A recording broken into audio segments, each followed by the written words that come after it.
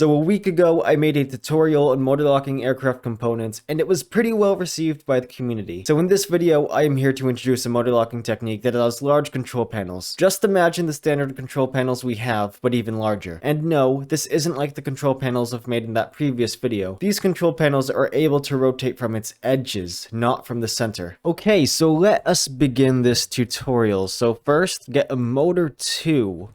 And since I'm going to be making a control panel facing the left side, as if it were the left side of an aircraft, I'm going to be placing it in this orientation.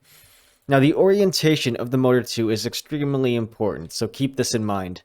And if you want to build the right side of an aircraft, the control panel, all you have to do is turn this 180 degrees with the bottom facing this way. Next up, you have to go to Motors and make sure that it's locked. People keep on telling me this, like, in my videos, they see me copy and pasting blocks, when in reality, you could just go here, change the settings here, and it'll affect all the blocks that you place. Like, I did not know that until now. Now, first, place the motor in this orientation. Then go over here and at this motor 2 head, put one facing bottom, one facing up. Then next, repeat this and place a motor here. And once again, the orientation of the motors is extremely crucial for this to work. I mean, that's like the rule for all motor lock. Now, grab a control surface and place it in this orientation, flap facing the bottom of that motor. Now, make sure that the controls that are set automatically is disabled. That is very important, as to not like mess with the other control panels. After that, all you have to do is get a wing panel and place it like this. It doesn't matter what size, but I prefer using the 1x4. Then after that, get some trail blocks, place them in this orientation. Once again, orientation is crucial. And build 3 blocks from the motor. And after that, get a control surface and place one here. I mean, basically just spam them here. Then put a wing panel at the end. And to show you how this works, I'm just going to be making something like NM, for example, and I'm just going to copy and paste it along the flaps. And after that, I'm going to turn on servo for the motor 2, backward A, forward D, max torque, 1000, then I guess whatever speed you'd want. I prefer like a high speed, so it can actually overcome the forces of the blocks. Since I'm obviously not building like a full aircraft, I'm just going to be placing an anchor block just to demonstrate one side of the wing and how that would work.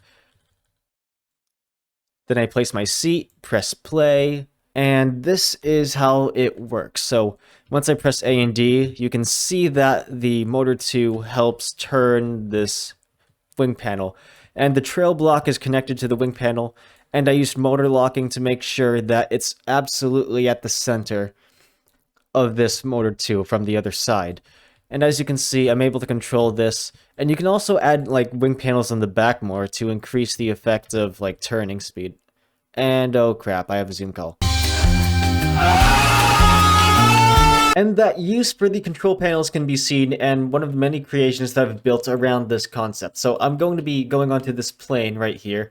And as you can see, this is a bit more complicated. So I used motor locking and camera locking combined to make sure this wing is tilted. So as you can see, when I press A and D, I'm able to control these 2 control panels over here. With the outer control panel, I'm able to control the plane using my mouse. And if I go up and down, you can see that these control panels go up and down, but whereas I actually turn like this, you can see that these are now affected. That's it for today's video, and I hope that tutorial helped you with creating some larger planes, because the problem with larger planes is that the control panels, you're not able to turn that great. I hope with this tutorial that kind of solves those problems. I actually am just testing it out even more. I'm going to be testing out with half wedges and half blocks next. I hope you enjoyed that video. Please leave a like and subscribe, and join our Discord channel down in the link description below, and I'll see you guys next time.